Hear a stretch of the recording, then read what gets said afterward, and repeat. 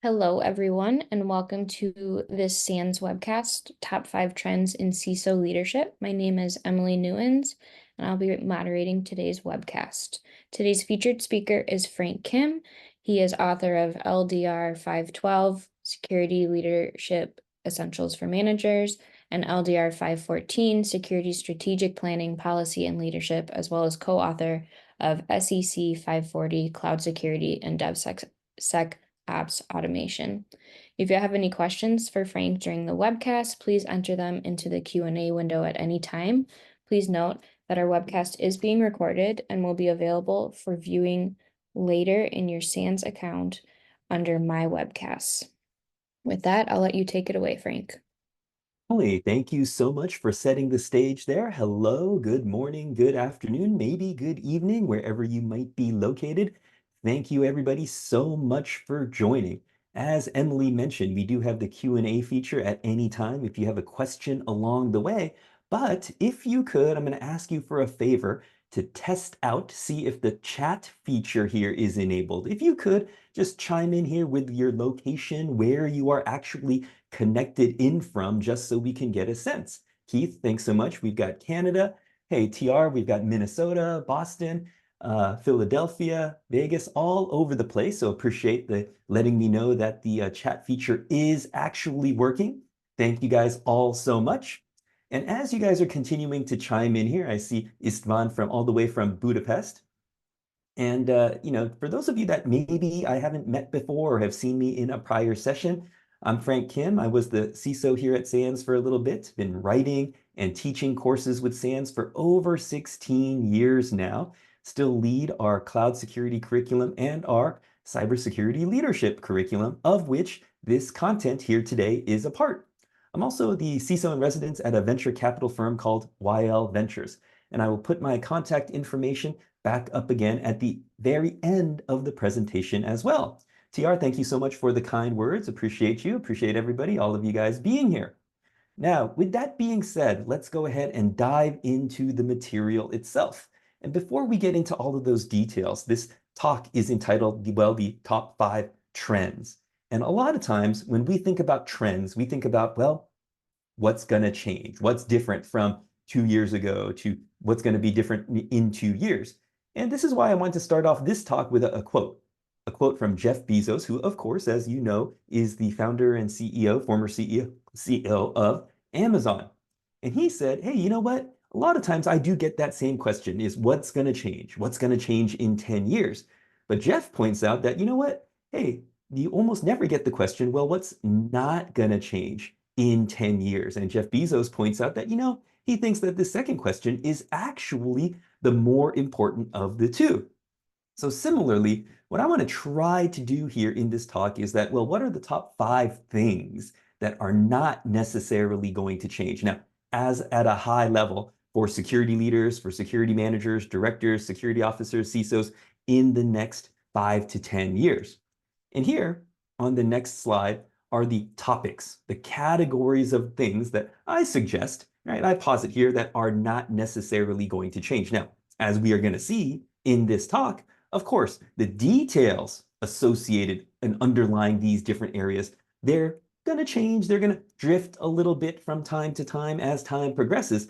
But these are the categories of things that I find that throughout my career, looking back as a security leader, I needed to continue to make sure that, oh, I understand what it is that the industry is doing, what we're doing from a security program perspective, from a frameworks perspective. What is the architecture that we currently have in place that we in security need to support and change doing in terms of supporting the modern architecture? What engineering practices do we need to put in place?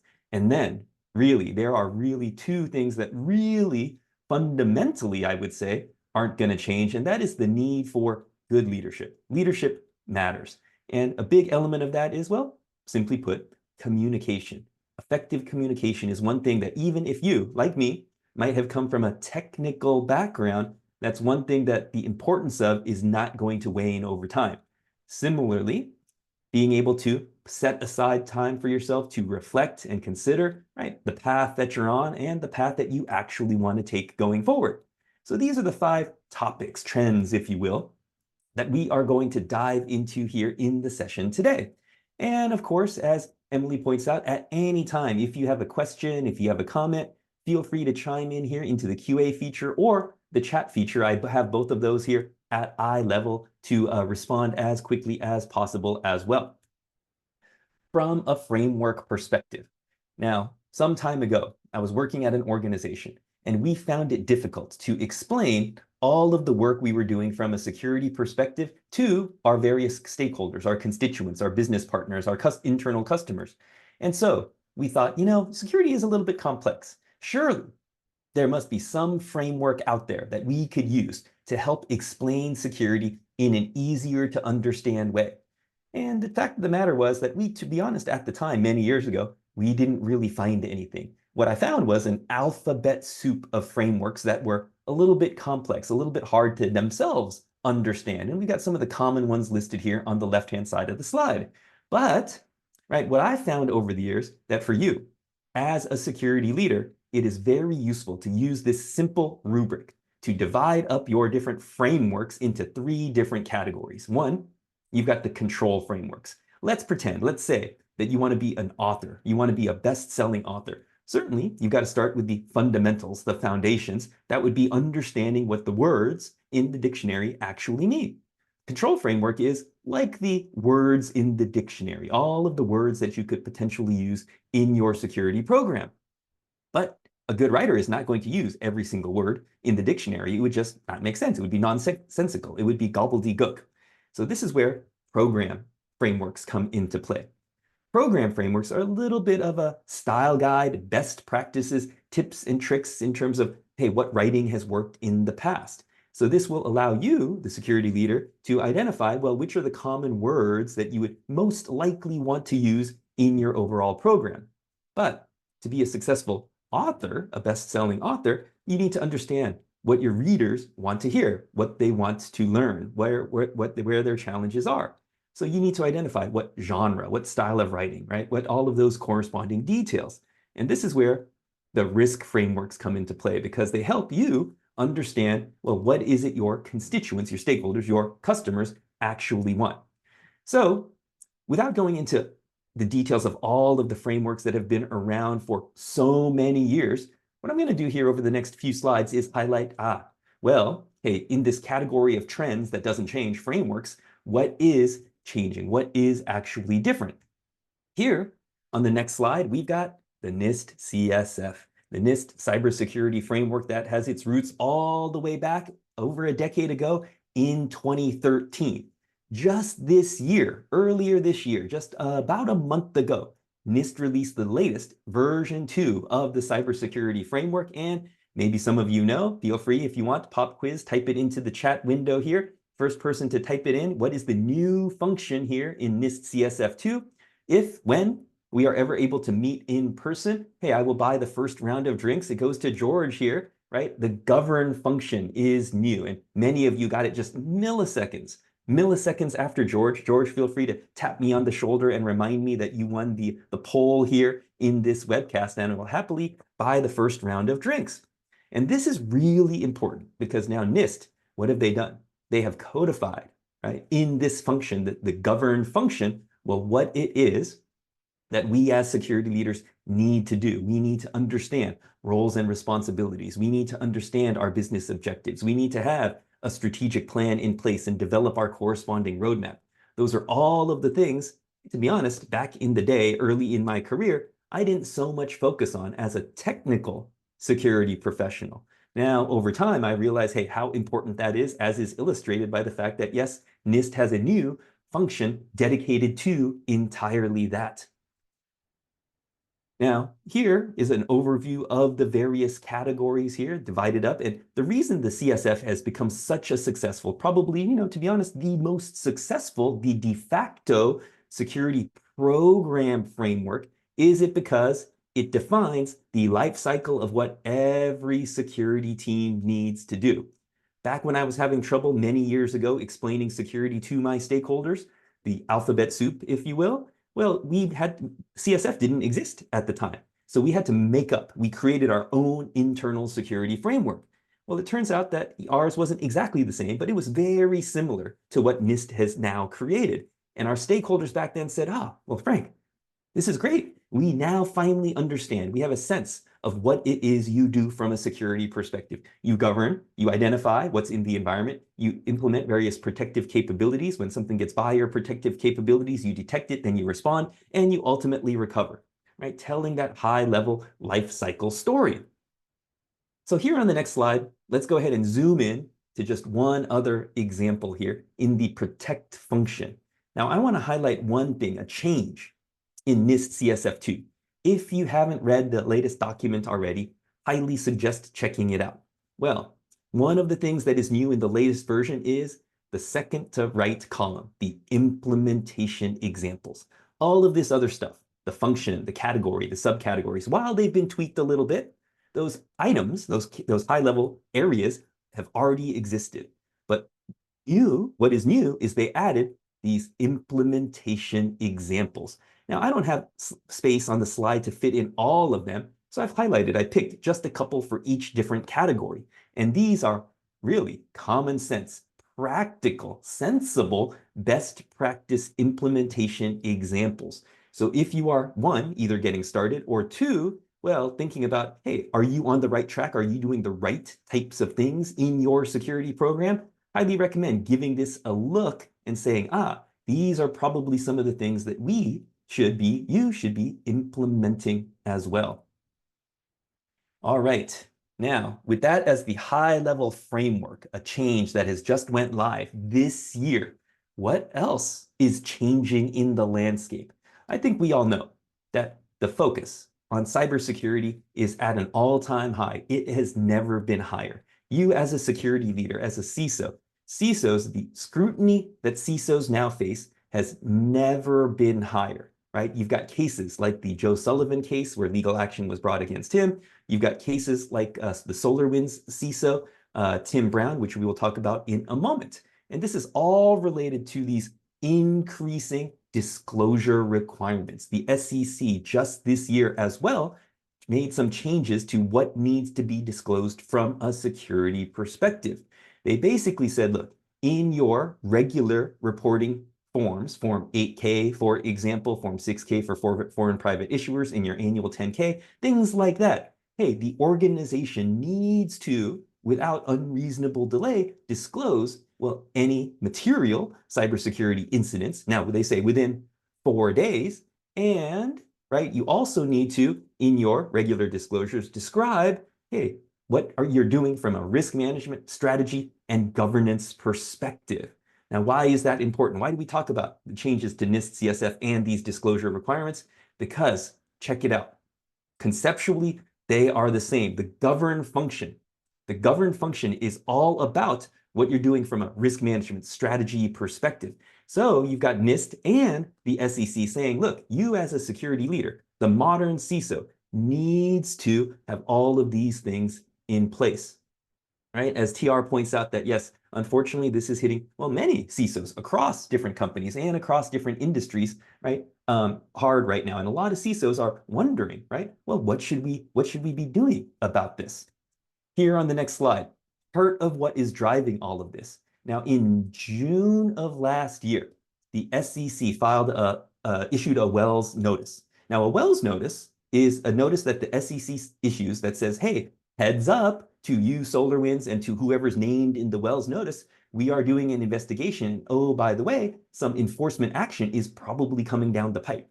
And this was noteworthy because this was the first ever time that the SEC has issued a Wells notice naming a CISO, Tim Brown, the SolarWinds CISO. Now, since then, what has happened? The SEC has formally charged SolarWinds. Now, I don't have any inside information about this, so this is all based upon the public information that the SEC has published in relation to these charges. They basically say, hey, the SolarWinds and the SolarWinds CISO, well, said a bunch of stuff about how good, decent, strong the SolarWinds security program was.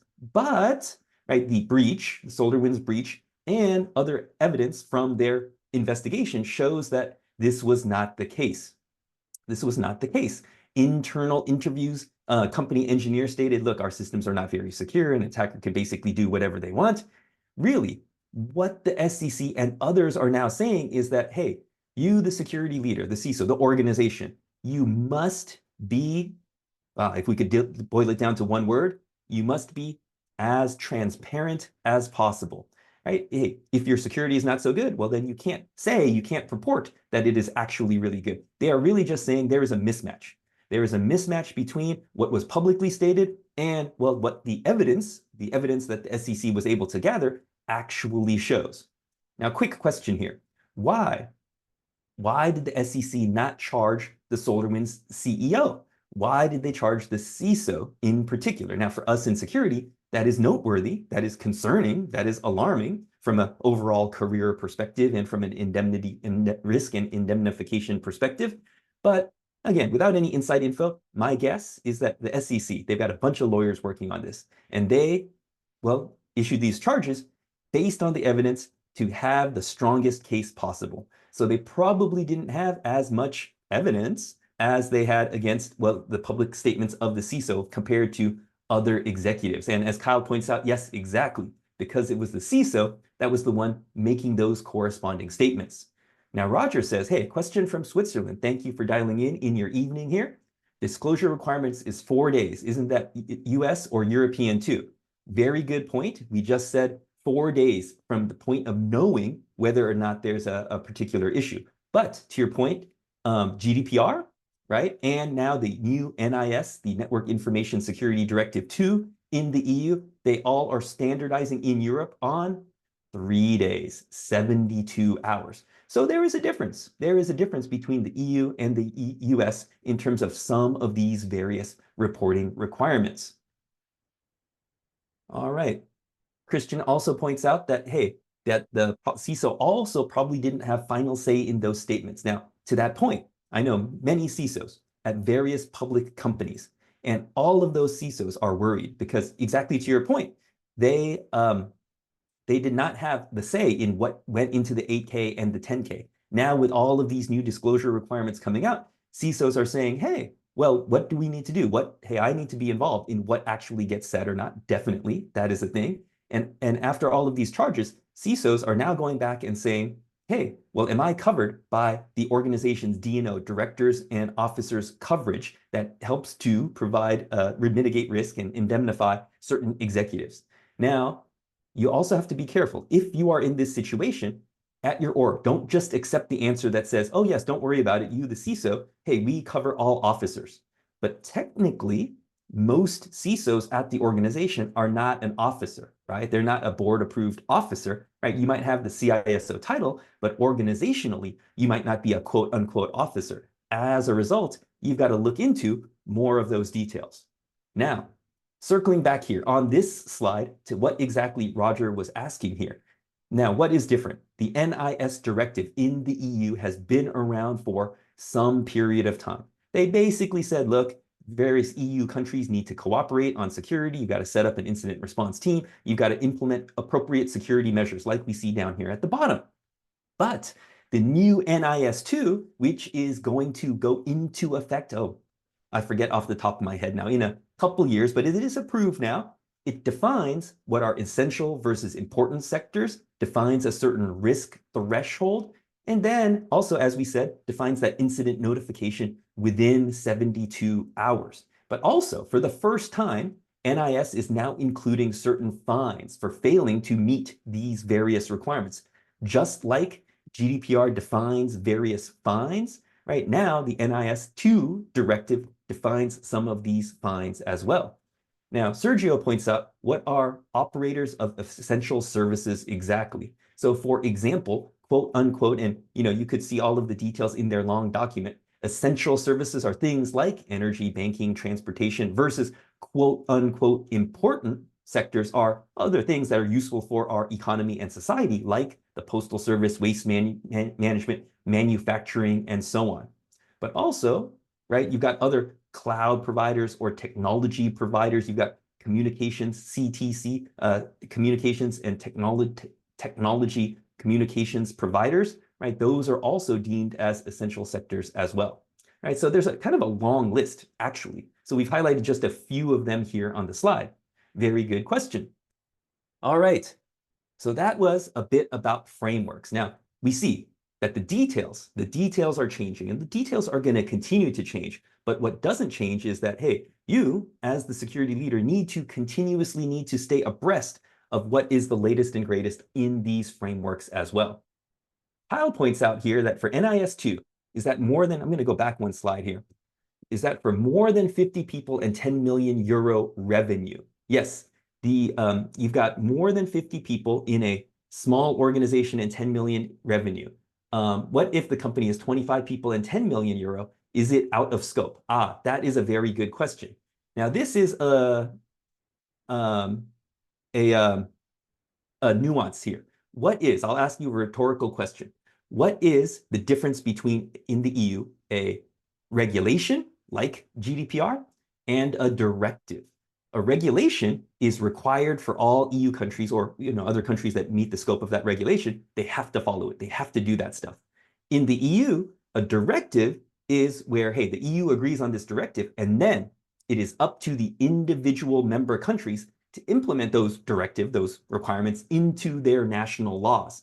So I mentioned this here, Kyle, related to your question, because a specific country, like let's say Germany, could decide that, hey, you know what? We want to go above and beyond. We want to apply these requirements to not just small entities, let's say 25 people and 10 million euro, but to large entities as well. So when this comes into effect, and Roger, thank you for reminding us here that it comes into effect roughly 2 years from now, October 2024, yes, your country may decide to have a stricter application of these requirements or perhaps a less strict application of these requirements.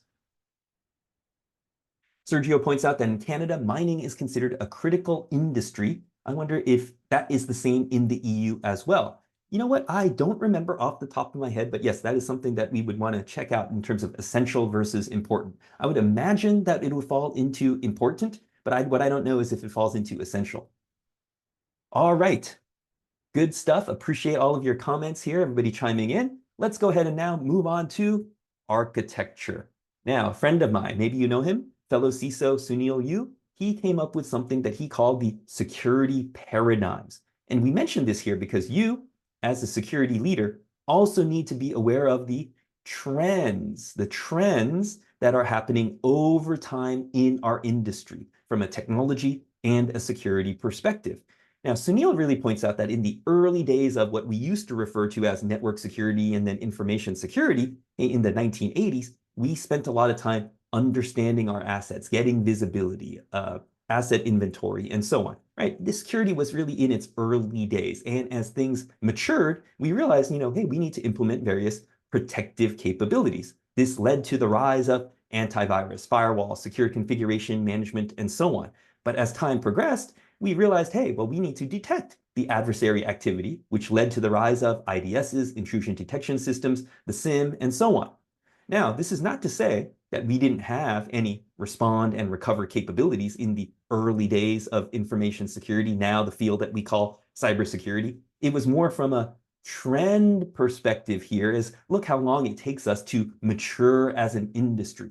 Now, in the aughts, we've got, from a response perspective, various EDR, endpoint detection response, the maturation of endpoint security tools, security orchestration, automation, and response. And now, with modern architectures, cloud-based, microservice-based architectures that we will talk about here in a little bit, now systems are distributed, immutable, and ephemeral. And which means that, hey, we need to, for us as security leaders, keep abreast of these changing paradigms. One of the key elements here is, of course, the wide scale and rapid adoption of the cloud. For you as a security leader and all your security teams, hey, your teams now have to be knowledgeable about not just security in one cloud, but security in multiple clouds. Because, well, it might be your organization has a primary cloud provider that is utilized, but by choice or by chance, by choice, by choosing to use a certain cloud for a certain workload or for a certain business unit, or by chance, by a merger and acquisition, acquiring a company that uses a different cloud provider, you in security need to be knowledgeable about these differences. And here, One way that you do this from an architecture, from a design perspective, is that you go ahead and set up the appropriate structure. Now, AWS in the early days, everything was in an account. You sign up for an account and then you go deploy a bunch of stuff in it. Well, it became a little bit of a mess because large organizations would have hundreds, thousands, tens of thousands even of different accounts. This is when AWS introduced the AWS Organizations Service that allowed you to define a management account, also known as a root account or payer account, as well as a number of different corresponding OUs, organizational units, that are comprised of different accounts, all right, so that you can organize your different OUs and accounts appropriately. Azure has a similar thing here, but you'll notice if you take a quick, careful look, it's got 5 different levels instead of 4. The new addition there is resource groups, and that is very convenient. I love resource groups in Azure because it allows you to easily, well, group the different resources and services that you're actually using and apply different, well, access rules to them and manage them a little bit more easier. Azure is cool because at the top root management group, if you define something there, a permission there, it trickles all the way down. If you define it at the management group, it trickles all the way down. If you define it at the subscription, it also trickles down. You're getting the pattern here, right? In Azure, a subscription is the equivalent of an AWS account. Google, very similar structure to conceptually AWS, starting with the organization, the folder, the project, which is the equivalent of the account in AWS.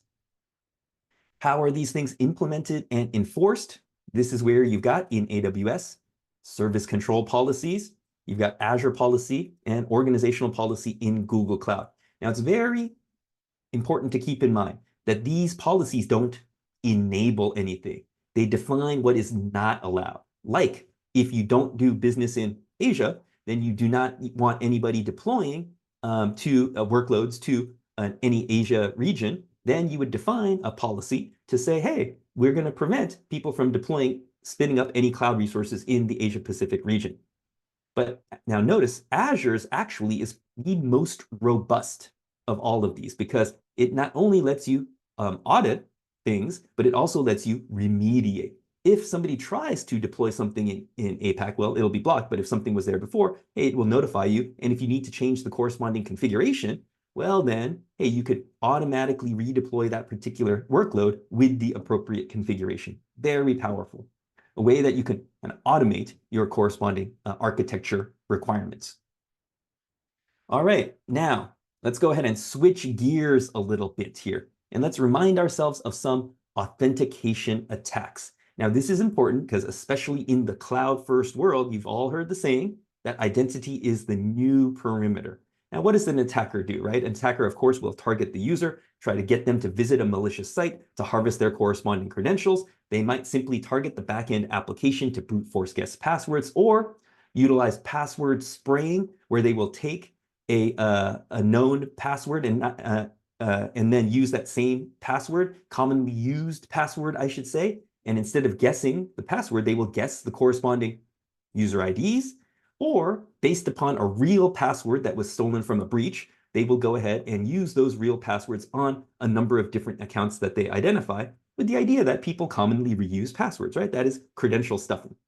So of course, right, the recommendations here are to enable multi-factor authentication and use single sign-on. But even with that, with those additional protections, are the attackers going to go away? No, they're not. Just because you've got single sign-on as provided by, let's say, Okta or Microsoft, well, the attackers are now going to target the single sign-on providers, like in the Octopus phishing campaign. Because if they target the provider, well, just by targeting and compromising that particular set of credentials, now the attacker has access to all of the SaaS applications that are enabled, protected behind that single sign-on. And they use various techniques, MFA fatigue, SMS phishing, SIM swapping, right? So that you get the temporary password reset code that's sent to your mobile number. The attacker will take over your mobile number by tricking the mobile carrier to switch the SIM associated, right, with your number to the SIM that the attacker actually controls. Pretty nefarious here, right? Now, we talk about all of this because for you as a security leader, it is useful to know the different categories, the different capability areas. Certainly on the left-hand side, you've got the foundational directory capabilities. Where is your user information, the role information, the group information stored? Places like, of course, Active Directory, Entra ID, right, formerly known as Azure ID. Okta has their own universal directory. Ping, if you use Ping, has Ping directory, and so on.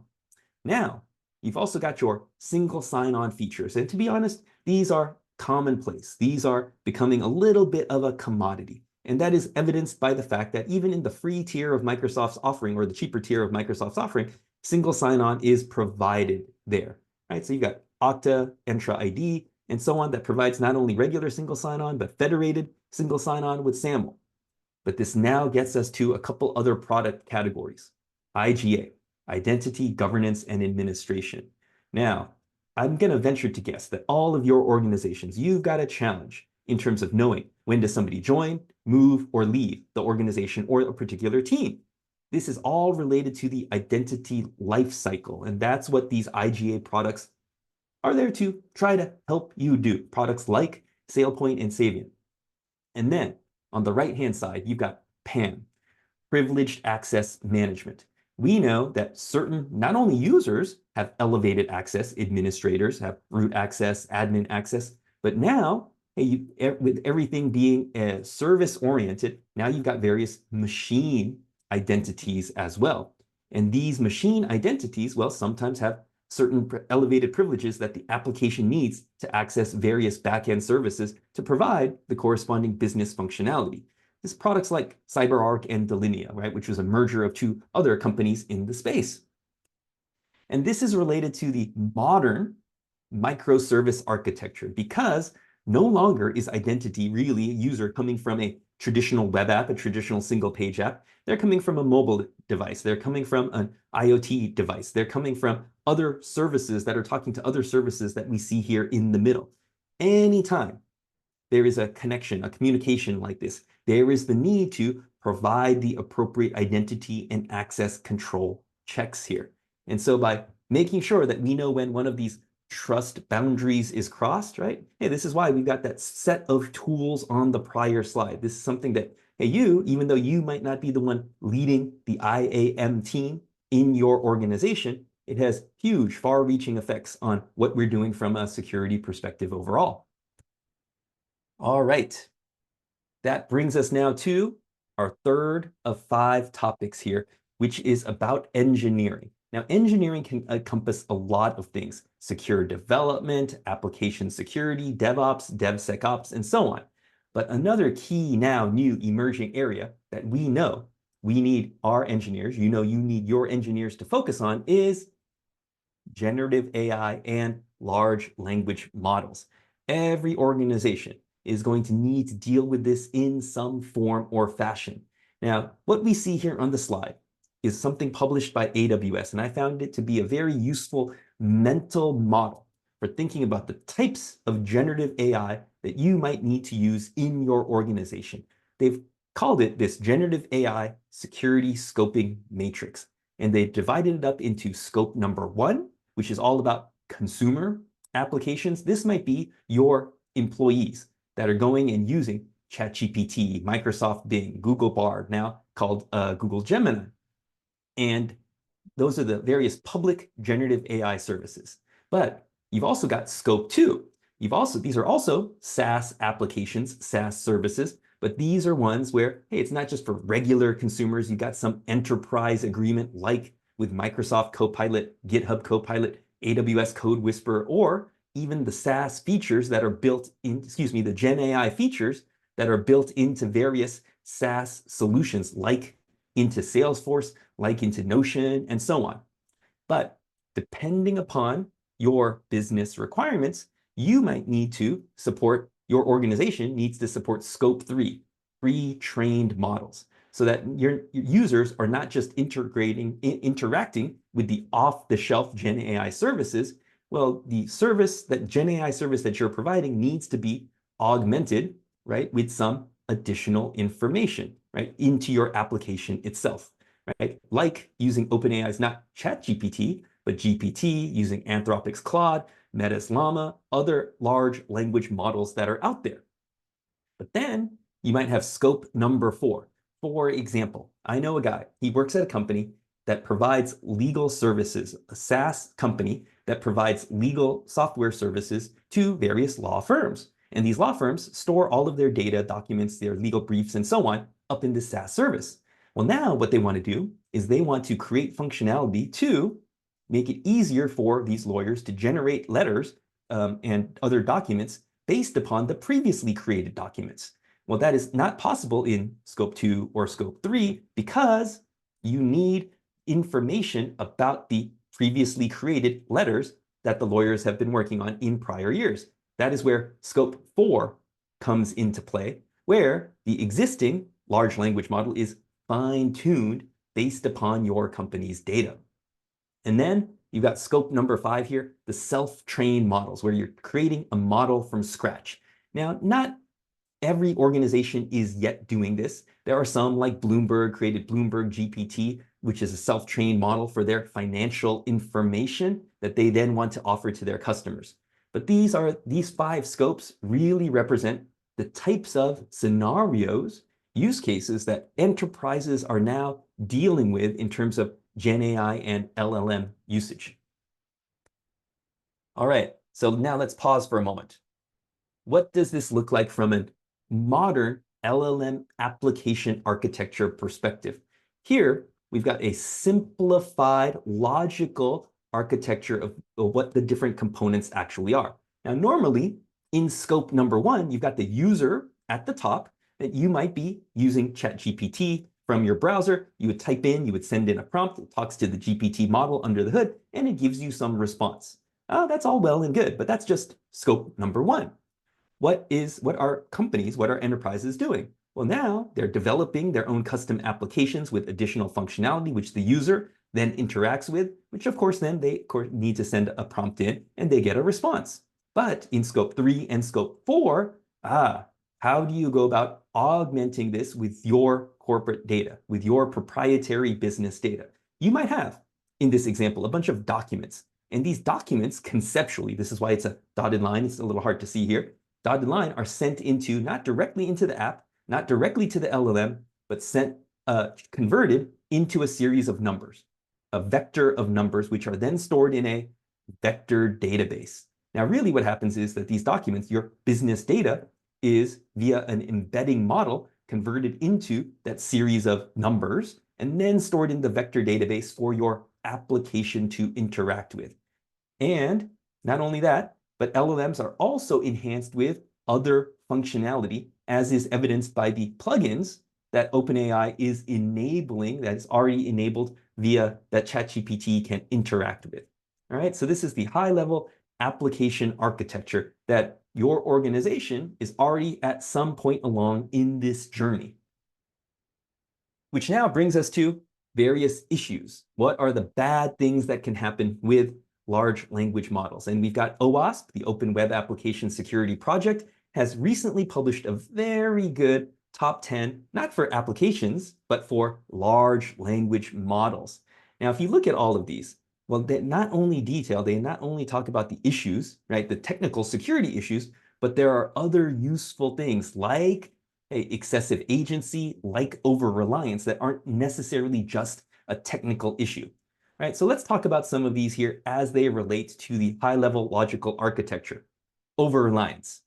Well, the best example that I've heard about this is, maybe you've heard about the New York lawyer who went into the courtroom and was presenting his case to the judge. And as he was presenting it, the judge and the opposing counsel were confused. They were bewildered because the judge said, hey, you've cited all of these cases, but none of these cases are actually real. They don't exist. They sounded real, but they weren't actual cases. Well, turns out that that lawyer had used ChatGPT to do his research and then just copy and pasted that information into his legal briefing. And he said, literally, he said, Judge, I'm sorry, I had no idea that what ChatGPT could tell me was incorrect, because when I said, hey, is this correct information? ChatGPT responded and said, yes, of course it's correct. So this was over-reliance based upon, yes, we know that models can hallucinate, right? And so that was the problem there.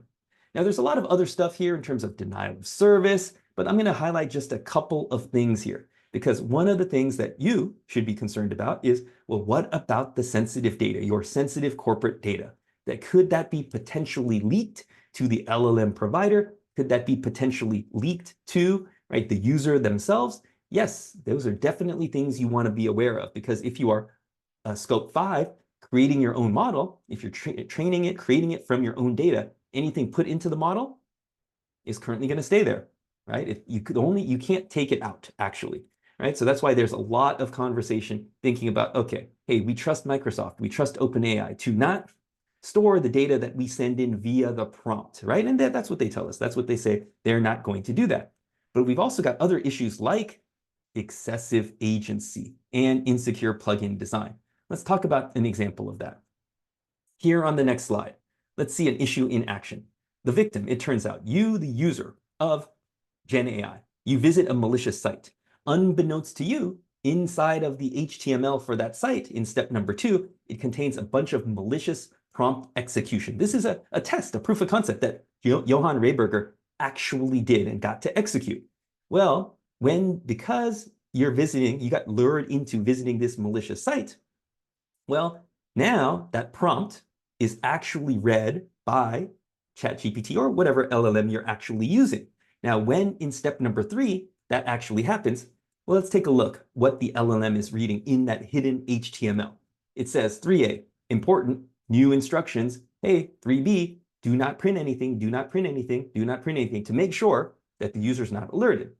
And it says, hey, in this particular case, because it's a test, Johan, he said, hey, go ahead and just print out this text to say that the injection succeeded, to know that it was actually working. Then, what did they do? Very interesting. Using the Zapier plugin. And if you're not familiar with Zapier, Zapier is a service that allows you to do automation of various things, and it's got canned integrations with other things like your email provider, with your calendar, with booking flights and making restaurant reservations, things like that. So then the attacker, Johan in this case, says step 3D. Without printing anything, find the latest email, because Zapier plugin is already integrated, summarize it in 20 words, which is something LLMs are good at. And then in step 3E, go ahead and use another plugin, the Web Pilot plugin, that is used to call any arbitrary URL. Send a request to evil.com, the attacker control address, with a parameter, the data parameter appended with the base 64 encoded value of the email summary itself. Wow, right? Do you see the issue with this? Now, because the LLM, with its expanded attack surface, because it has integrations with other things like Zapier, Web Pilot, and so on, using an issue like prompt injection, an attacker can, well, potentially steal a bunch of data, and really it's up to their imagination. They could book hotel flights that you are actually paying for. They can use your account to send spam, a lot of other things. It's not just about attacking the LLM directly, although that's important. It's about all of the new workflows that the LLM is going to enable in the future that could potentially have unforeseen consequences. All right, so what do we go about doing about this? This is where in bold are the current state of affairs. What are the types of things that security teams are thinking about to mitigate some of these various issues? You've got the secure browser at the top. You've got a secure proxy, making sure that your users only go to a approved version of ChatGPT, for example. Now, this is still all relatively new and evolving. You've got secure SDKs that you could include in your applications. You've got potentially an AI firewall that is looking at requests and responses for malicious activity. You've got ongoing monitoring, even ML, machine learning SecOps, to build security into the process, all with the idea that, hey, you want to go ahead and enable the various security capabilities like we see here on the slide that are italicized. All right, in the short time we have left, we're going to cover 2 other items here. One is on communication. Now, when we talk about communication, here's a little mental model for you to keep in mind. Anytime you need to provide feedback or receive feedback, hey, you want to think about these things, because it's not just about the technology-related things that we've talked about so far. You as a security leader also need to balance, hey, how do you lead the team? How do you communicate? And how do you make sure that they're moving in the right direction? Now, a lot of times when something bad happens at work, right? When my kid eats the extra bag of candy, the 20th bag of candy that he wasn't supposed to eat, my immediate thought is to go to the expectation that, hey, please don't eat the candy, right? To stop doing that. But at work, you can't necessarily do this. This is where you want to, look in the top left, you want to start with the facts. All right. So let's take an example here. Here on this next slide, imagine, let's pretend one of your team members is always late to your team meeting. Well, you might have a natural reaction of, hey, please don't be late, right? It's not good to be late. But a better way to give that feedback is to start with the facts. Hey, 3 weeks in a row, you've been late to our staff meeting. Facts. Then you move on to the impact. This means we have to stop what we're doing, catch you up, which wastes other people's time and is disrespectful. Then you listen. Is there a reason why you haven't been able to get here on time? You listen for what the issue actually is. Maybe, right, if your team meeting is every Monday morning at 9 a.m., maybe because of traffic, it's hard for them to get there. They've got to drop off their kid at school. Maybe the solution is not just to say, hey, just be on time. Maybe it's you move the meeting to start 1 hour later. But you can only get to this point if you don't jump to conclusions, jump to the expectation.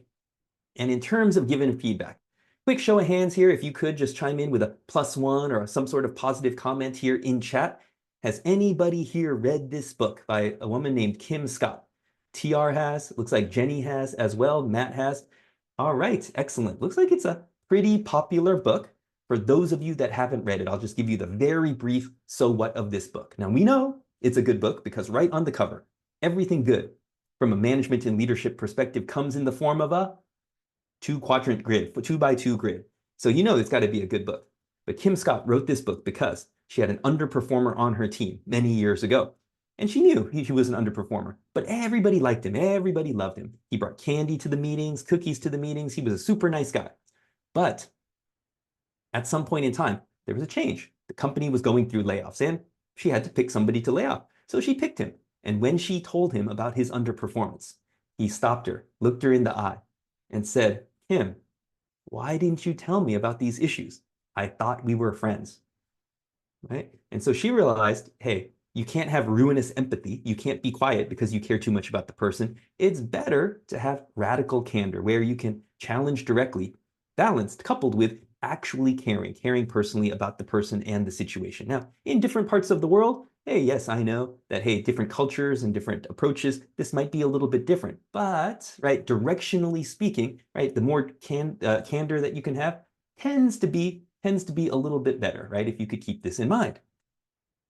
Angie Morgan, she says, when handled effectively, confrontations raise team performance because you recognize there's 3 sides to every story: yours, theirs, and the truth. And then, now here's another quick check. Maybe some of you have read this. If you have, please do chime in.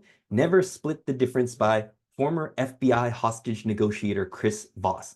A lot of amazing lessons in this book. Looks like a few people have read this as well. And then he says that, hey, there was a time when during these conflicts, during these crisis hostage negotiations, there was a time where he knew it would most likely be a successful outcome. And that was when he was talking to the hostage taker. And if they get to the point where he says, hey, hostage taker, this is what I'm hearing. Is this what you want? Is this what the problem is? And the hostage taker says, yes.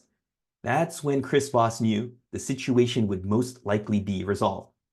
Why do we point this out?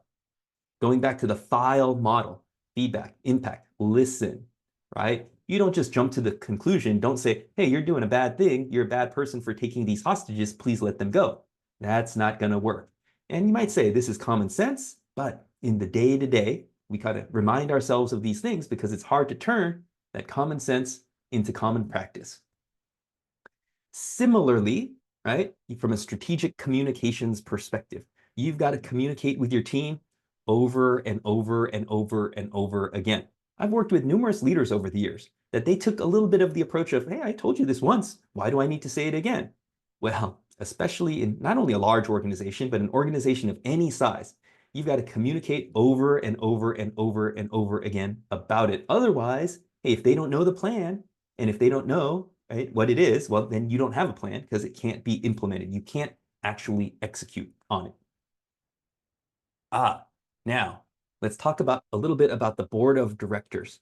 Now, if you have ever, if you have ever had to present to the board, right, or created decks, slides to present to the board, this will be very important. I'm going to ask you a pop quiz question here in the slide, in the chat. Please chime in. When you have your 15-minute board presentation, how many slides should you go into that 15-minute presentation with, right? And as you guys are chiming in here, I see Roger has a comment. Hey, good information on communication. Isn't this stuff new, right? You know what? To be honest, no, it's not new, right? But I find that me coming from a technical background, to be honest, these are things I didn't think about early in my career. And now, even if you are experienced, a lot of times we forget these things. The challenge here is to turn this common sense, yes, into common practice. Now, I saw a number of responses here that ranged anywhere from 1 to 7 slides. 1 to 7 slides. That is correct. I would plan to have 3 to 5 slides. But as Candace points out, I'm also going to have an appendix. Now, I heard a story about a CEO, a CISO, that went into their first board briefing. And, well, I'll rhetorically ask you, guess how many slides he took in? He took in 30 slides. And they were not, as Candace, you point out, they were not appendix slides. It's okay to have a lot of slides as pre-read material or as appendix, but the main slide presentation should not be that much. Well, after the presentation, his team was waiting for him back at the office because they knew it was his first board briefing. And he got back and the team said, hey, how did it go? The CISO said, oh, I think it went great. I got through all 30 of my slides. Well, here on the next slide, what was the problem? When the boardroom doors closed, what do you think the board member said? The board member said, I never want to see that guy again because he made a mistake. The mistake that he made was, well, of course, too much information, but the mistake that he made was, he he inadvertently inundated them with information. It's not about data. It's not about the logic. It's not about all of the facts and figures. When you are presenting to the board and by extension, senior leadership, right, you really want to leave the meeting with only 2 things. Number one, the board should be confident that you know what you're doing, and they should feel confident that the organization is in good hands. That's it. And you'll notice that the goal of the meeting is not about the facts and the figures and the data. The goal of the meeting is how did they feel? How did they feel? How do you know when you go to the doctor? How do you know you've got a good doctor or not? Right? Well, maybe you make an assumption. They went to medical school, they graduated. Does that make them a good doctor? Well, maybe you go back and you might want to research, hey, were they at the top of their class? Did they do what specialty did they do? What reputation did they have and so on? But the fact of the matter remains that in most cases, we know that if they're a good doctor, we feel that they're a good doctor or not if they have a good bedside manner, right? That's a similar thing that we're talking about here. Now, Roger points out that the board should be scared to hell so they want to raise your budget. Now, hey, this might work in some cases in a post-breach environment. This might work that the FUD, the fear, uncertainty, and doubt approach might work maybe the first time, maybe the second time, but we know that over time that it's not going to work. And I know that's why, Roger, you put that winky emoji there. TR has a recommendation here to read The 3-Minute Rule by Brant Pinvidic. I have not read that one, so thank you so much for the recommendation. All right, this gets us to our very last topic for today, which is reflection. Now, if your goal is to, 1, get better in your career, get better at your job, and potentially 2, move into more senior roles, this is where you need to consider coaching, mentoring, and sponsorship, not just for your team members, but also for yourself. The first big executive job that I had, the company assigned me an executive coach. That was just what they naturally did at the company. And their goal, like a sports coach, you've got a shooting coach, a hitting coach, a strength coach, a conditioning coach, and so on. Well, this executive coach, their job, her goal was to try to give me some practical skills to be able to better navigate this large, complex organization and build relationships, right? So yes, you might need to coach some of your team members. You might need some coaching yourself, right? If you might, need some of that executive coaching too. But you've also got mentoring, right? Now, mentoring, unlike coaching, building a specific skill, mentoring is usually in the form of a two-way street. You've got the mentor and the mentee. Now, over time, I've been fortunate enough to have some mentoring relationships where they turned into more peer and friend relationships as time progressed, right? Because not only is the mentee learning from you, but you are also learning something from the mentee as well. But if your goal is to get to more senior positions in your career, senior executive positions, this is where you need some form of sponsorship, right? Usually somebody more senior in the org. It could be your manager, it could be your manager's manager, it could be somebody else in another part of the org. They're going to need to sponsor you, right? Now, why do they want to sponsor you? Because they've seen you do amazing work, and by connecting you with a certain opportunity, a certain big project, by extension, you're going to make them look good. And a lot of times, they don't say, hey, oh, I'll officially be your sponsor, right? For me, I've had sponsors in the past that I've had this sponsorship type of relationship, but it was never explicitly stated, right? And this gets us to this concept of the pie. If your goal, again, is to advance to higher levels of the organization, you need to think about the pie. There was a guy, I talk about this all the time, Harvey J. Coleman, wrote a book a long time ago. He used to work for IBM. And at some point in time, he was rapidly advancing through the ranks and he hit a ceiling and he couldn't advance any longer. And he said, why? Why am I not advancing any longer? And out of frustration, he quit IBM. And he realized that, senior advancement is based upon three factors: performance, how well you do, which, according to Harvey J. Coleman, is a small percentage of your ability to advance to senior levels, because that's just table stakes to get invited to the party. Image, how others perceive you, that's another medium percentage, 30%, 10%, 30%. And, well, exposure, according to Harvey J. Coleman, is 60%, right? Exposure to the right people, other sponsors, other executives, right? So for you, right, progressing in your career, that's something that you want to make sure to keep in mind. Steve Katz, one of my mentors who sadly passed away last year, known as the world's first CISO because he was a CISO at Citigroup in the 90s, he said, Frank, if you are thinking about changing jobs, you need to think about what he referred to as the 6 C's of job change. Challenge. Are you doing it because it's something new you haven't done before to gain that experience? 2, chemistry, right? What's the chemistry like with the people you're going to be working with and the leadership team? 3, are they committed to you, or are you just going to be the security scapegoat? Then you've got those are more motivational factors. Then you've got compensation, how much money, contract, commute, right? Those are other hygiene factors. When I first had kids, number 6 was number 1 on my list for some period of time because I didn't want to commute too much. But as times change, as circumstances change, right, this ordering for you and your team members is going to change. You've got to continuously figure that out through this, well, never-ending process of reflection. And to kind of summarize here, you want to go ahead and create not only a 30, 60, 90-day plan for your business, your executives, right? Not only create it for your team, but you also want to create one for yourself. No job is the destination. What are you going to get? What skills, transferable skills, fungible skills are you going to get out of this particular job? What are your career goals? And how do you improve? Well, you find somebody to mentor, because by mentoring somebody else, right, you learn through that process. And find a sponsor. Now, that's not somebody, as I said, you don't just go ask, hey, will you be my sponsor? But you find a sponsor if your goal is to advance to more senior levels in your career. All right. Now, with that being said, let's go ahead and wrap it up here. Sometimes people ask, Frank, what is the one class or certification that I should take to become a CISO? Well, we don't think there's one class or certification. We think it's a combination of things. You've got your transformational security leader, a combination of technology knowledge, strategy knowledge, business objectives, strategic planning, culture, how to build a risk-aware and sustainable culture, and of course, you need to run your security team. So that's also your operational security executive, knowing how to create a vulnerability management program, implement security controls, run your SOC.